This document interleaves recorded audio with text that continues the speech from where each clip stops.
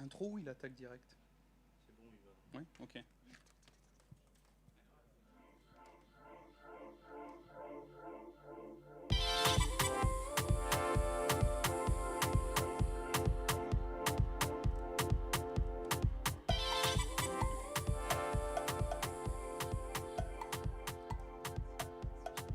Si c'est que c'est inclus dans le speaking time, du coup, il faudra intervenir si jamais.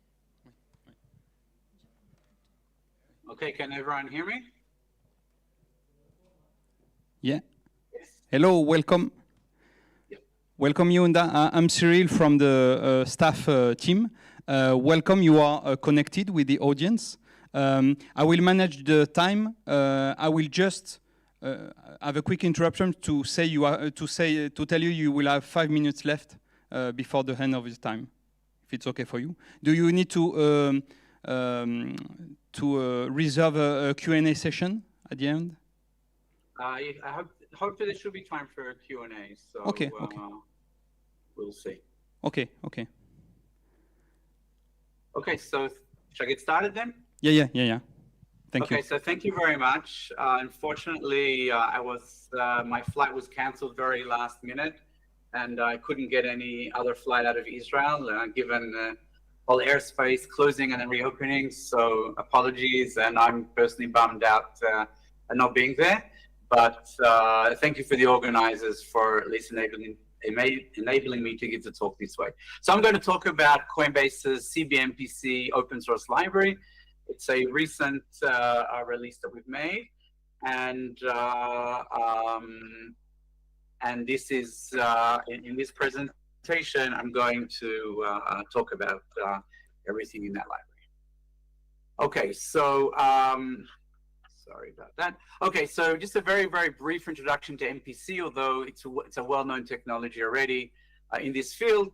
But secure multi-party computation is a technology that enables multiple parties to jointly compute a function over their private inputs. And it's really proven to be ideal for crypto key management. The private signing key is shared amongst parties. And you need all of them or a quorum of them to approve and participate in the signing protocol. And that the function, so-called, that we're computing here is the signing function, and the private inputs are the shares of the key. And this is also known as threshold signing. It's a special case of MPC. And the reason why it's so powerful is that it eliminates single points of failure or compromise, and therefore prevents key theft. But just as, or even more importantly, prevents or mitigates against key misuse. One of the things which is really important to understand is that in order to steal all of your money, I don't need to actually steal your key. Rather, all I need to do is generate a fraudulent transaction and just transfer all of your money to my address. So with MPC, we're able to implement on multiple different machines things like policy validation, for example, by allow lists and other things, fraud detection techniques. We can verify signed attestations that the customer actually wants this transaction to be issued. And in that way, we can prevent any attacker from getting to a single machine and carrying out a fraudulent transaction, something which isn't possible to do using other technologies, at least not in the same way as with MPC. So it's relevant for custody, consumer wallets, and so on and so forth. This is well known. The key features of the cb-mpc library are, of course, support for signing. So it supports ECDSA and EDDSA or Schnorr. They're actually essentially equivalent, just over different curves. And that includes key generation, so distributed key generation or DKG, the actual signing, more advanced features like secure publicly verifiable backup. This is a backup method that enables you to encrypt a private share under some backup key that sits, the private key sits somewhere else and completely disconnected. But you're able to actually verify that the backup encryption is to the correct value. So it's essentially a ciphertext or encryption together with a zero-knowledge proof that you've encrypted the correct value. And this is extremely important to ensure that the backup is safe and that you know that you're not going to lose your key. I always tell people that, in my opinion, there's only one thing worse than your money being stolen, is that you actually lose your money yourself. So backup is extremely important. The library has protocols for two-party computation and for multi-party. Of course, in some cases, two-party is just a special case, but there are other cases where we have more optimized protocols for two-party ECDSA signing, for example. It also supports thresholds for rich access structures. So yes, you can define, I want 4 out of 4 people to sign. I can, of course, also define a threshold that I want 5 out of 8 people to participate to sign. But I can also say things like I want 5 out of 8 people from this group and 4 out of 7 people from this group. And that can be very useful if, for example, one group is in one organization, maybe the service provider, and the other group is at the customer. And you sort of have like a joint custody setting. Or it could be that I want them different groups within inside the service provider, or something to that effect. So able to define really whatever you want in that sense. And the security is that any subset smaller than the quorum, even just by one, will not be able to learn anything or sign on anything that's not approved. The library comes with very, very rich documentation, including theory documentation and specification, as well as benchmarks and tests, and I'll talk about them a little bit later on. And our approach is security and rigor before performance. It doesn't mean that the library is not performant, but it wasn't our top priority. We chose protocols, we chose methods. We're very conservative in the way we work, because in our experience, shaving a few milliseconds off here is not that interesting. And again, I'll talk more about that as well afterwards. And the library is a C++ library with Go wrappers, so that if you prefer to write in Go, you can do that. The very, very low level is mostly OpenSSL. Then our layer on top of that is the cb-mpc library. And then there are, again, Go wrappers. And if you want something else, you can, of course, write it. And it's based on our actual Coinbase production library. But I just want to stress it's not an exact replica, because within Coinbase, we have very certain flows and very certain setup for the products that we're supporting. And we wanted the library to be a general purpose library. So in order to do that, we actually had to extract and make some changes, but hopefully not introducing any bugs along the way. And but it's very much the production code, but just with those changes as well. So we're talking about a library which is in production, has been in production for a good amount of time, and is protecting a large amount of money inside Coinbase. So why open source? Why would Coinbase invest so much money in MPC and then open source it for the public? So there are a few reasons. The first is that we truly believe that better security is better for everyone. So MPC is well recognized to be the right or very, very good solution, which is well aligned in what we need for key management in this field. But MPC expertise is very hard to come by.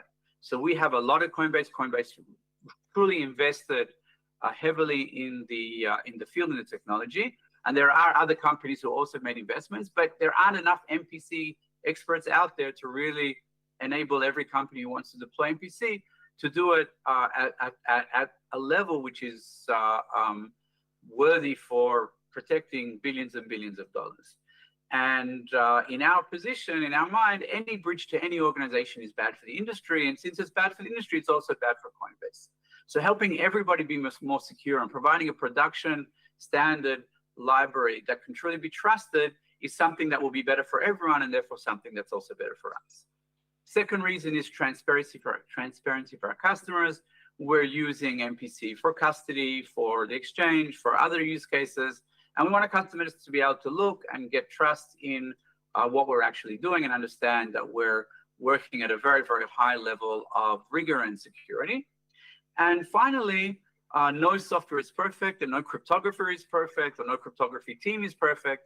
And by having an open source library that can undergo external scrutiny, if there are bugs, if we do have flaws, then they can be found, reported, bug bounties can be issued, and we can improve our security. So we may, if there are bugs, then we'll be happy to be publicly shamed so that we'll improve security. Hopefully we won't be publicly shamed, but not because no one finds it, but because really there aren't major bugs. But again, nothing is 100% perfect.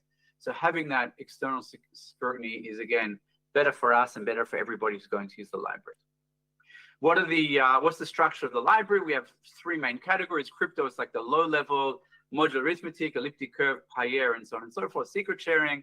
We have the zero knowledge category. We have a lot of zero knowledge proofs for elliptic curve statements, for proofs on Payer keys and ciphers, range proofs, and so on and so forth. And we have the protocol layer, which will give things, of course, like signing itself. So ECDSA and EDSA and Schnorr two-party, multi-party, but also DKG, distributed key generation, HD derivations. We have MPC-friendly HD derivation, which is indistinguishable from BIP32 derivation, but it's not exactly the same. I mentioned publicly verifiable encryption. There are also things like oblivious transfer. So if you want to use our library to implement a different ECDSA signing protocol, for example, that we haven't implemented, then starting from using our lower level or not just the highest level signing, will also shorten the time that you need and will give you a very strong and good basis to start with. So it's also a possibility. We will also ourselves be adding protocols. We have a roadmap that we're planning on adding significant things as well. But as it is already now, you can sign, you can back up, you can generate keys, you can do HD derivation. This is really what you need to do key management in the space. I mentioned the theoretical rigor. We have theoretical justifications and proofs for all of our primitives. So sometimes we just refer to a paper. Sometimes we refer to a paper and say there are small changes here and there that we did. Sometimes the paper either didn't have a full proof or we didn't find it to be rigorous enough and we rewrote the proof entirely. But everything has a full justification. For example, the zero knowledge document, I think, is like 60 or 70 pages of full proofs of everything that we're using. Very, very detailed proofs being externally audited as well.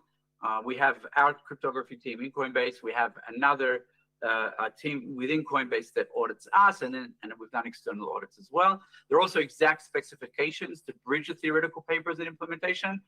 If you try to implement a paper directly, you'll find that there's a very big gap between that and code. Often checks, very important checks are missing, or it says use oblivious transfer. And it's like, which oblivious transfer should I use? What can I trust? What protocols are out there that haven't been broken? Sometimes there are broken papers or papers where it's known the proof doesn't go through, but it's not written anywhere. So therefore, having everything here and having those specifications so you're able to follow exactly what's happening is crucial. In the library, you can see in the repository, you'll see this table. For each of these primitives, you have the specification, the theory, and the pointer to the code. So you can really trace and get trust in what we're doing or find any flaws, hopefully not. But really all the way from the theoretical beginnings and foundations to a clear specification, which very exactly describes how to implement that, and then to the code itself. We also have additional documents. We have a design principles document, which talks about our cryptographic philosophy, our full proofs, UC security, which is the gold standard, our conservative approach to assumptions. We have a secure usage document if you are going to use the lower level, not just the high level sign ECDSA, but you want to use that zero knowledge proofs, commitments, oblivious transfer. There are things you need to know. How do you handle session identifiers and things like that? And that's described in that document. And we also have a document which talks about how we deal with constant time. Our aim is to have everything constant time, or to be a little bit more exact, that the running time should not be dependent on private values. And that's something which we have implemented throughout or attempted to. In terms of benchmarks, as I mentioned, we've chosen better security over better performance. In our, for most applications, I won't say all because there are many, many different use cases, but in our experience, a few extra milliseconds don't matter. And that means that we've chosen conservative choices for protocols and assumptions. But the library is still very performant. And I'll give you an example. If you're looking at two-party ECDSA, it's the Lindell 17 paper, which is widely used now. The original paper talks about 2.5 seconds for key generation, and we do it in 291 milliseconds. This is primarily algorithmic improvements. So cryptographic research to have better zero knowledge proofs that are used during key generation. Signing is also half the time, so 18 milliseconds to sign. That's also improvements, and also, of course, very well-written code. But it's code that we're not getting better times because we're compromising on security. On the contrary, everything is validated at every step along the way. And we also have an enhanced signing for those familiar with it in that protocol. If there's a certain error detected, you have to abort everything. And that sometimes that can work if you have a wallet where you do sequential executions. But in other use cases, that's not something you want to do. And so we've added an enhanced signing where you don't have to do that global abort, and that takes 72 milliseconds. So there are full benchmarks for everything in the library, and you can find that in the repository. And here's an example of what it will look like. For example, in a lower level operation, so for elliptic curves, you can see how much time it costs to add two points, to multiply a point by a scalar, and so on and so forth. Here, the numbers are in microseconds. And you also have that for the higher level. So for example, EDDSA signing, you can see here that for 4 parties, it's around 49 milliseconds. But you can also see in each round exactly how much time each party is working, and also how much bandwidth is being used, what's the upload and the download. And all of that information is very important for planning your application, and also for implementing other things using our primitives. Having those benchmarks is something which is very useful. At least we find it useful also for our internal usage. So I'll finish with a very brief demo. Here's an example of some Go code which wraps ECDSA signing. So you can see we start with a new job, which is essentially setting up everything you need, who the participants are, communication channels between them, and so on and so forth. We want to check that there is a proper quorum that is going to be running as was defined. Yes? 2 minutes left. Okay, so, all right. I think that's, let me try and quickly, you know what, I'll just skip the demo then and skip to the conclusion. But there is a demo on the repository, so you can go ahead and take a look at it and compile it. That's the GitHub address. It's MIT license, so really unlimited use. We really want everybody to use this. This is not a library just to sort of take a look and say, wow, Coinbase is doing nice stuff. We want it to be available. We want people to use it. And there is a public bug bounty and security reporting. You can email us or use HackerOne. So please take a look and contact us if you see anything. In conclusion, cb-mpc is a production-ready, robust open-source MPC library for threshold signing. It can be used for key protection and management, for consumer wallets, institutional custody, and so on. This is what Coinbase is using. It's not an exact replica, but very close. And it has strong theoretical foundations. We've done extensive reviews internally and externally, and audits. And thank you very much. And if there are any questions, I'll be happy to take them. Thank you, Yehuda. Maybe we can take 1 or 2 questions while the next speaker is setting up. Any questions in the audience? Yes. You will get the mic.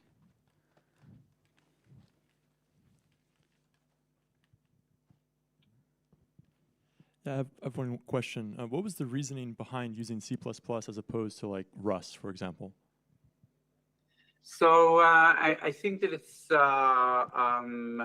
personal choice. We wanted to use the OpenSSL as a low-level library because it's a library with many, many years of inspection. Even the bugs that were in OpenSSL were at the higher levels. It is a very, very robust low level. It's something that it's built on a library that we've been implementing MPC for key management since 2015 in Unbound Security, and now here in Coinbase, we continued and extended it. And that's they were the choices that we made then. For low-level cryptography, we think that it's a very good choice, but you know, one can argue either way. I know the arguments for in terms of memory management and others, but we think that if you have the right experience in C++, it's a very performant and good library to use. Another question?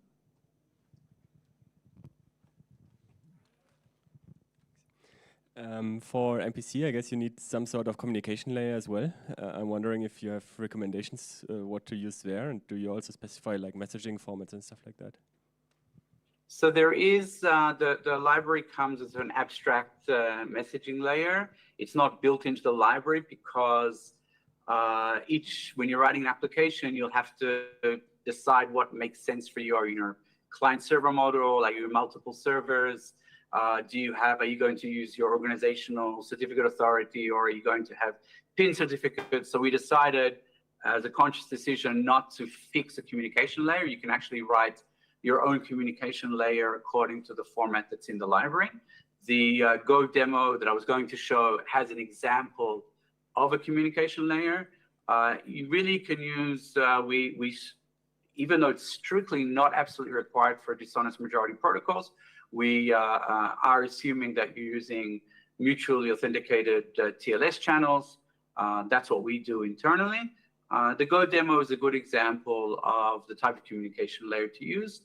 How you want to set up the authentication is very critical, but yeah, I would say TLS 1.3 with mutual authentication is the way to go. Okay, thank you, Yehuda. We are running out of time. Many thanks for being here. And thank you again. See you. Thank you very much.